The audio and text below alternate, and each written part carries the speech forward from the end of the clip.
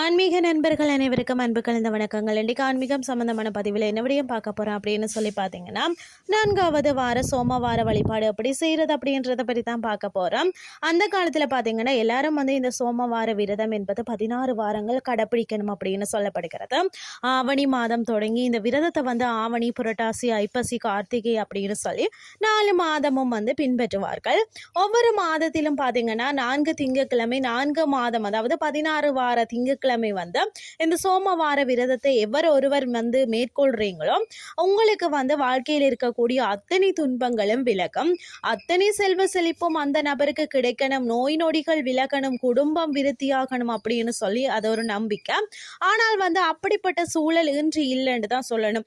16 வார திங்கட்கிழமைகள் எல்லாம் விரதம் இருந்து சிவபெருமான இன்றைய அவசர காலத்துல வழிபாடு செய்ய முடியுமா அப்படின்னு கேட்டால் நிறைய பேருக்கு முடியாதுன்ற ஒரு பதிலை தான் சொல்லுவாங்க. ஆனால் பாத்தீங்கன்னு சொன்னா கார்த்திகை மாதத்துல வரவிருக்கக்கூடிய கடைசி திங்கட்கிழமை அப்படின்னு சொன்னால் இன்றைக்கு, அதாவது சிவபெருமான நிச்சயம் உங்களால வழிபாடு செய்ய முடியும் அல்லவா.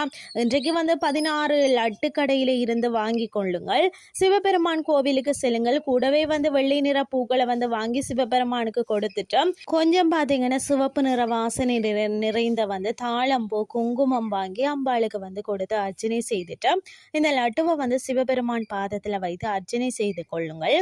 உங்களுக்கு இருக்கக்கூடிய அத்தனை கஷ்டங்களும் தீரணும் என்று சொல்லி பிரார்த்தனை வைத்துட்டு லட்டுவை வாங்கி ஒரு லட்டுவோ 2 லட்டுவோ வீட்டில் இருப்பவர்களுக்கு நீங்கள் பிரசாதமாக எடுத்து கொடுங்கள்.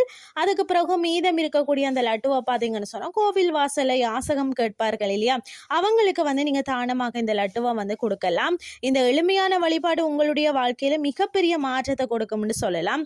16 வார சிவபெருமானை நினைத்து நீங்கள் கார்த்திகை மாதத்துல சோமவார விரதம் இருந்த பலனையும் உங்களுக்கு கொடுக்கும். அதாவது இன்றைய தினம் முடிந்தால் ஒரு வேளை உணவு கூட எடுத்துக்கொண்டு ஒரு பொழுது சிவபெருமானுக்கு இந்த வழிபாடு நீங்கள் மேற்கொள்ளுங்கள். நம்பிக்கை உள்ளவங்க நீங்க இந்த வழிபாடு மிக சிறந்த அளவில் வாழ்க்கையில முன்னேற்றத்தை தரக்கூடிய ஒரு தகவல் அப்படின்னு சொல்லி கூறிக்கொள்றேன்.